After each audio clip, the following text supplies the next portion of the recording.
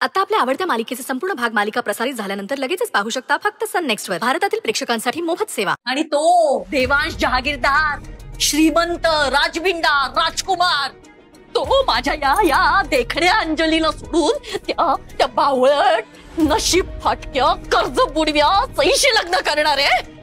बास बहिणी, बास. अगं नेहमी कर्जाचं कारण पुढे करतेस आणि आमचं तोंड बंद करतेस, पण मी आजपर्यंत तुला काही बोलले नाही ग. आता मी शांत नाही बसू शकत. जागीरदारांसमोर खरं काय ते सांगितलं असतं मी, पण फक्त तुझ्या जीवासाठी गप्प राहिले. म्हणजे काय केलं होतं हिने?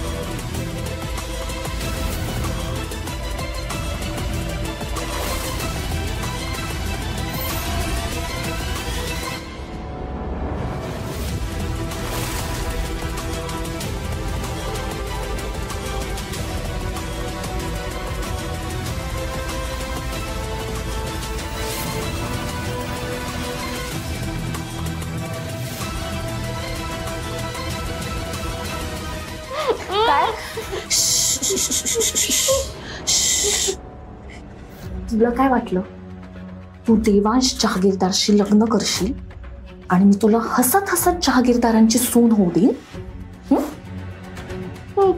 देवांश जहागीरदार मला आवडतो हे आधीपासूनच माहित होतं ना तुला, तरी तू त्याच्याशी लग्न करायला निघालीस. आमच्यात असं काहीच नाहीये, आम्ही फक्त मित्र आहोत असं तोंड वर करून म्हणाली होतीस ना. तसा व्हिडिओ पण आणला होतास त्यांच्याकडून. इकडे बघ काय झालं. खोटं होतं ना सगळं, नाटकं होती तुझी. तुला देवांश आधीपासूनच आवडत होता हो ना. हिला लाख आवडेल ग तो, पण त्याला काही आवडीनिवडी आहेत की नाही.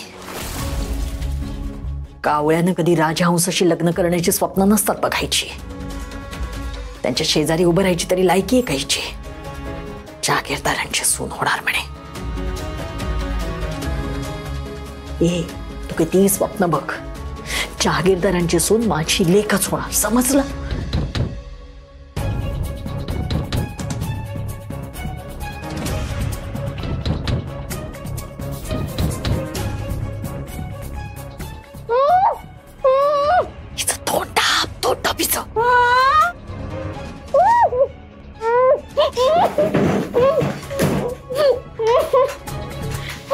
सई अगं सईच कोणी केलं हे? अगं वहिनी अशी काय करतेस? बाहेर मुलाकडे चालत आणि हिची वाट बघतायत. अगं आवाज हळूवंच. सई आज या खोलीच्या बाहेर जाणार नाही.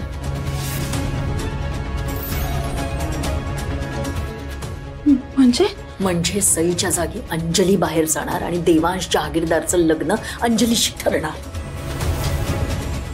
अगं वहिनी असं काय बोलतेस? हे शक्य नाहीये. का शक्य नाहीये?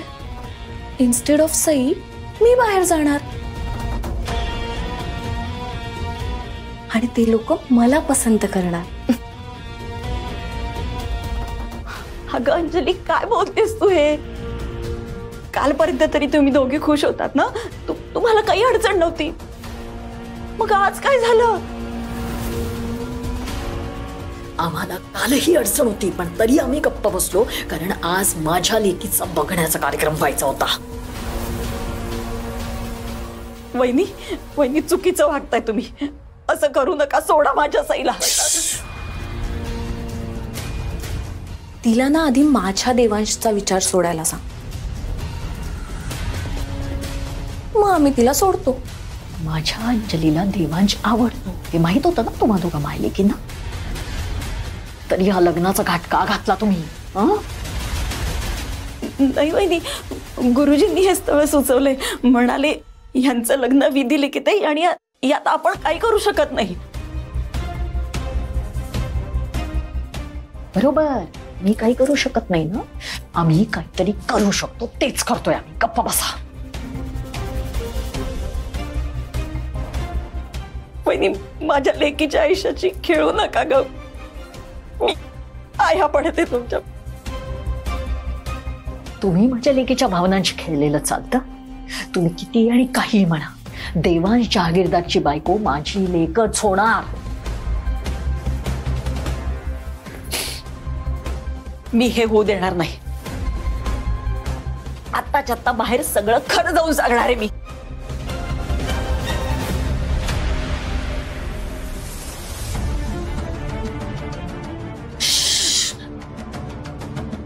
असं काय करते आत्या? मी तुझी लाडकी भाची आहे की नाही? मग माझ्यासाठी एवढं पण नाही करणार तू? हा अंजली, अंजली असं काय करतेस अगं? कसला हट्ट धरून बसलीस तू? हे बघ, तुम्ही दोघी बाजूला व्हा. मी तुमचं काही एक ऐकणार नाहीये. हे बघ अंजली, अंजली खूप मोठ्या आशेने ती लोक आपल्याकडे आलेत अगं. मी त्यांना फसवणार नाहीये. बाय जाऊन खरं सांगायचं ना तुम्हाला. जा, ओका काय ओकायचं ते ओका. पण एक गोष्ट लक्षात ठेवा माझं, जर तुम्ही बाहेर जाऊन खरं काय ते सांगितलं ना, तर हे विष आम्ही दोघी मायले की हे विष पिऊ आणि मरून जाऊ.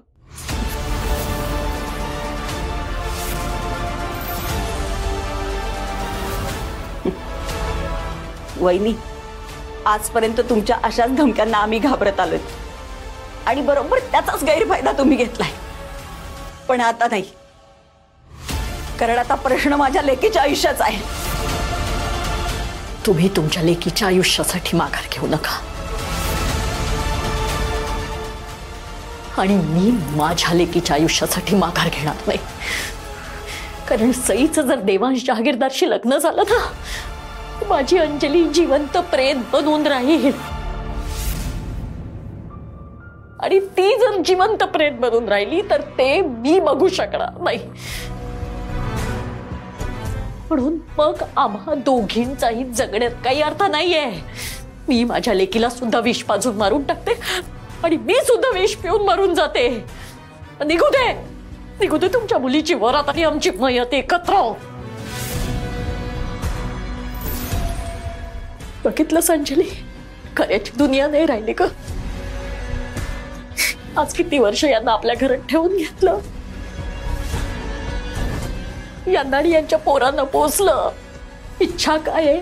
फक्त माझ्या लेकीचं लग्न तिच्या आवडत्या माणसाशी होऊ दे. तर तेवढी इच्छा पूर्ण नाही करायची ना तुम्हाला? अंजली, पिऊन टाके विष. घे, पी अगं पी. आयुष्य संपवलेलं परवडेल. पी, संपा. अगं से हवं ते मिळणार नाहीये ना तुला, मग त्यापेक्षा हे विष पिऊन मरून जा. नाही तर आयुष्याला काही अर्थ नसतो. माझा अनुभव आहे. P P.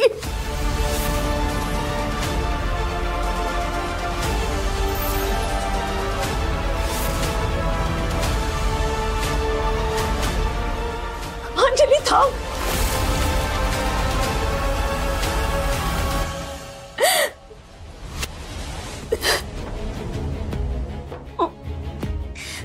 वहिनी, तुला असं वाटत असेल ना की अंजलीचं देवांश जहागीरदाराशी लग्न झाल्यावर ती सुखी होईल?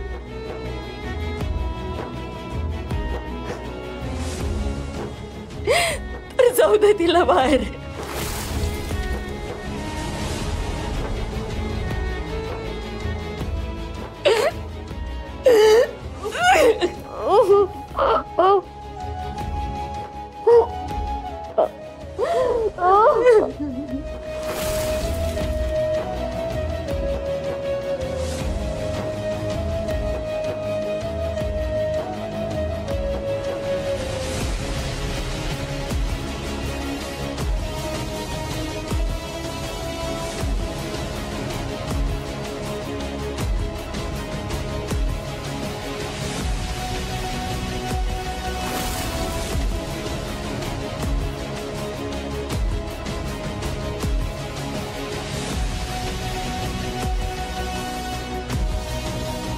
अगं तू हे असं का केलं?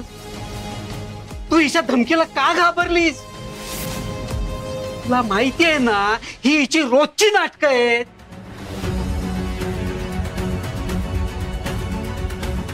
हे रोजचं नाटक खरं करून दाखवे ना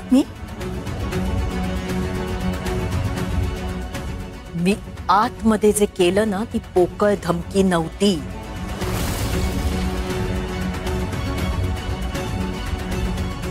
जर माझ्या अंजलीला हवं ते मिळालं नाही तर खरोखर जीव देईन मी.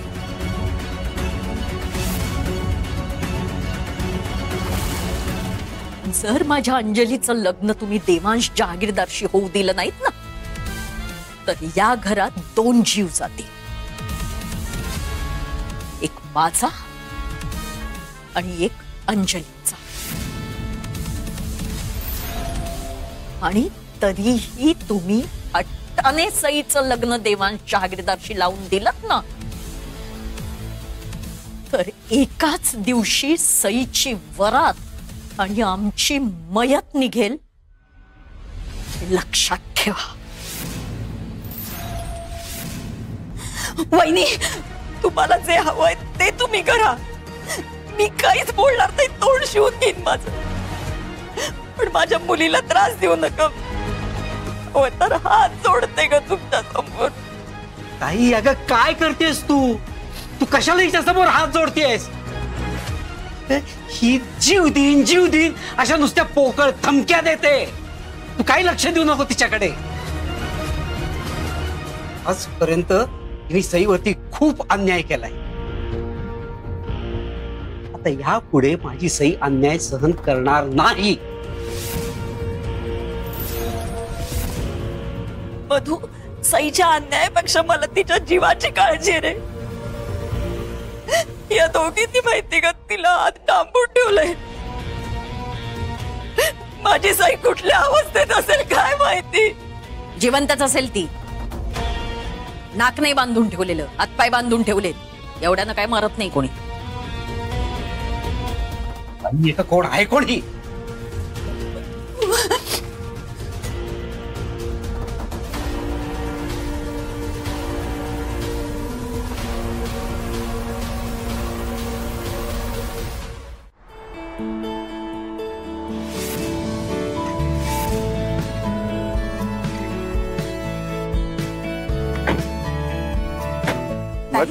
असं वाटतं हुशार होती ना. म्हणजे तुमच्या प्रश्नाची अगदी पटापट उत्तर दिली तिने. हा, फक्त पटापट नाही, एकदम परफेक्ट उत्तर दिली. पण भैरवी, तू प्रश्न मात्र अगदी योग्य निवडले होतेस ना मुलीसाठी. त्यामुळे मुलीचे सगळे विचार कळले ना आपल्याला. मला बाई मुलगी खूप आवडली. हुशार आहे, गुणी आहे, आपल्या देवांशला शोभेल अशी आहे. आणि ताई, तुम्हाला पण आवडली ना मुलगी? म्हणजे तुमच्या वधू परीक्षेत तिला चांगले मार्क मिळालेत असं म्हणायला आता हरकत नाही. सगळ्या प्रश्नांची उत्तरं दिली म्हणजे पास झाली असं होत नाही. म्हणजे अजून काय करावं लागेल तिला? तोच विचार करते.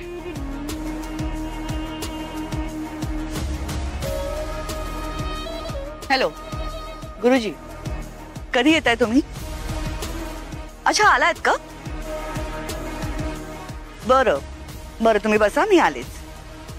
हो गुरुजींना बोलावलंयस घरी? हो. पण आता कशाला? नाही म्हणजे गुरुजींनी सांगितल्याप्रमाणेच झालंय ना सगळं. गुरुजींनीच मुलगी सुचवली आणि आपल्या सगळ्यांना खूप आवडली. सगळं आत्ताच कळलं पाहिजे का? मला माहिती मी काय करते. जरा पेशन्स ठेव ना, कळेल सगळं. जाऊया? हो, चला चला.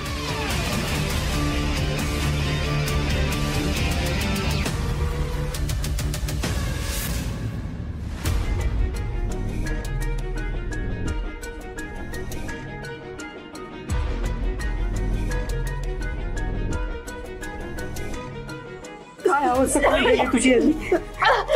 देवा मधू आई थांब बाळा थांब.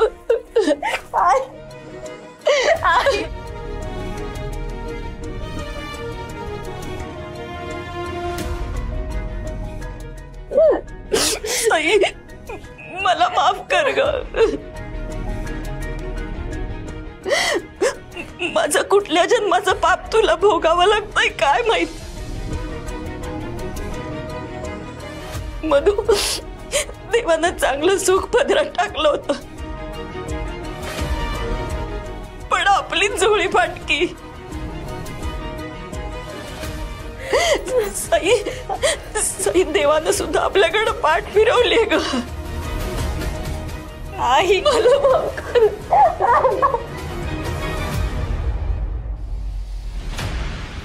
तुझा बाप माझ्याशी किती वाईट वागला ना, भले माझा गळा दाबू दे, माझा जीव घेऊ दे, तरी मी या मतावर ठाम आहे की तुझं देवांश जहागीरदारशी लग्न होणार म्हणजे होणार.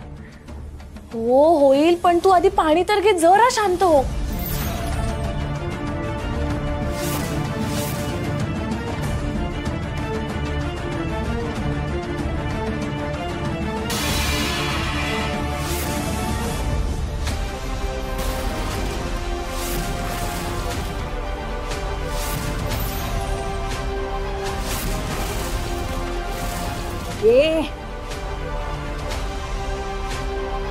अगं तुला आणि तुझ्या मामाला काय झालंय का मगासपासून ग्लास उडवताय? तू असं का वागलीस ते सांग मला आधी.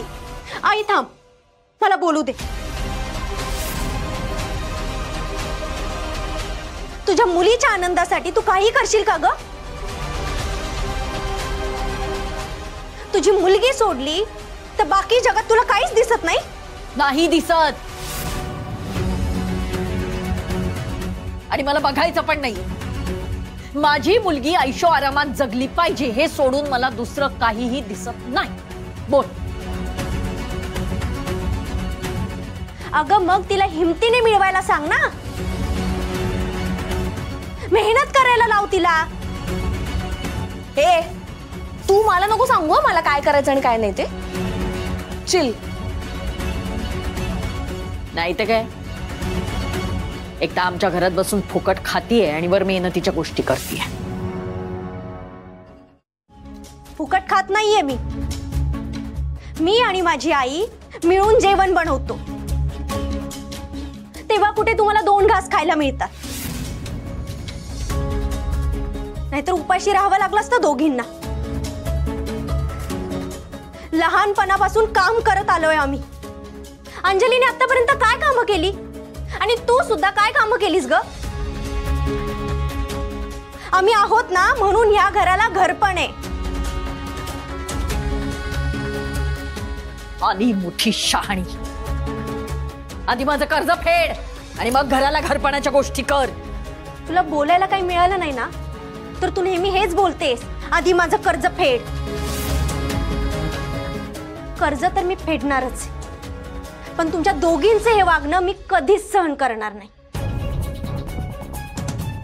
मला वाटलं होतं माझं लग्न जमलंय म्हणून भरून आलंय तुला. दिसत नसलं तरी तुझ्या पोटात माया माझ्यासाठी असं वाटलं होतं, पण नाही. आज मला दिसतंय की तुम्ही दोघी किती विचित्र वागू शकतात. आज तुम्ही दोघींनी सगळ्या लिमिट क्रॉस केल्यात. एवढ्या घाणेरड्या लेवलला विचार कसा काय करू शकता तुम्ही? पण देवाण सर तसे नाहीये. तुमचं हे फसवणं ते डिझर्व नाही करत. त्यामुळे त्यांच्या बाबतीत मी असं काहीही घडू देणार नाहीये. मी त्यांना जाऊन सगळं काही खरं खरं सांगणार आहे.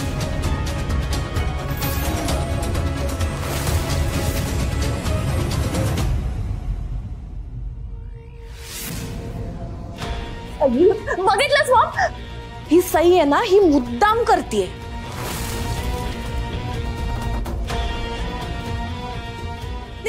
तिला देवांशी सगळी प्रॉपर्टी, पैसा ते सगळं हवंय ना,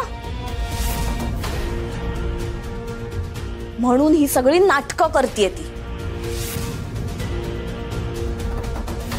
आणि तिला भीती वाटतेय की तिच्या हातातून सगळं निसटून जाईल, हो ना? हा असला घाणेरडा विचार ना फक्त तूच करू शकतेस. हे बघ, मला त्यांच्या पैशाशी काहीही देणं घेणं नाहीये.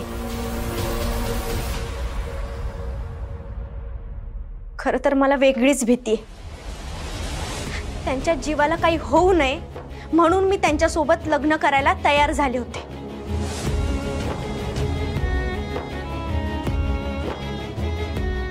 पण तू मात्र त्यांच्या आयुष्याचा खेळ करायला निघालीयस. ए, मी काही खेळ वगैरे केला नाहीये कोणाच्या आयुष्याचा. आम्ही मजेत संसार करू, हॅपीली एव्हर आफ्टर. अंजली, तुला कळत कसं नाहीये? अगं, त्यांनी तुझ्याशी किंवा दुसऱ्या कुठल्याही मुलीशी लग्न केलं ना तरी ते त्यांच्या जीवावर बेतू शकतं. समजतंय का तुला? बरं ठीक आहे, आपण असं समजू उद्या तुझं त्यांच्याशी लग्न झालं आणि गुरुजींनी सांगितल्याप्रमाणे त्यांच्या जीवाचं काही बरं वाईट झालं तर तेव्हा काय करणार आहेस तू? तेव्हा सत्य काय हे सगळ्यांसमोर येईलच ना. पण मी ही वेळ येऊन देणार नाहीये.